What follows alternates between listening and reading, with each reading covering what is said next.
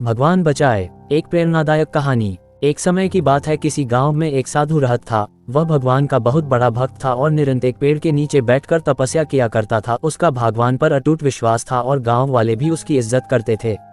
एक बार गांव में बहुत भीषण बाढ़ आ गई। चारों तरफ पानी ही पानी दिखाई देने लगा। सभी लोग अपनी जान बचाने के लिए ऊंचे स्थानों की तरफ बढ़ने लगे। जब लोगों ने देखा कि साधु महाराज अभी भी पेड़ के नीचे बैठे भगवान का नाम जप रहे हैं तो उन्हें ये जगह छोड़ने की सलाह दी। पर साधु ने कहा, तुम लोग अपनी जान बचाओ, मुझे तो मेरा भगवान बचाएगा। धीरे धीरे पानी का स्तर बढ़ता गया और पानी सा के कमर तक आ पहुंचा। इतने में वहां से एक नाव गुजरी। मल्लाह ने कहा, हे साधु महाराज, आप इस नाव पर सवार हो जाए, मैं आपको सुरक्षित स्थान तक पहुंचा दूंगा। नहीं, मुझे तुम्हारी मदद की आवश्यकता नहीं है, मुझे तो मेरा भगवान बचाएगा। साधु ने उत्तर दिया। नाव वाला चुपचाप वहां से चला गया।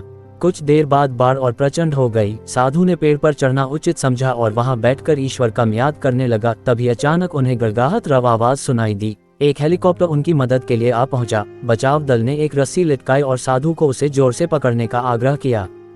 पर साधु फिर बोला, मैं इसे नहीं पकड़ूंगा, मुझे तो मेरा भगवान बचाएगा।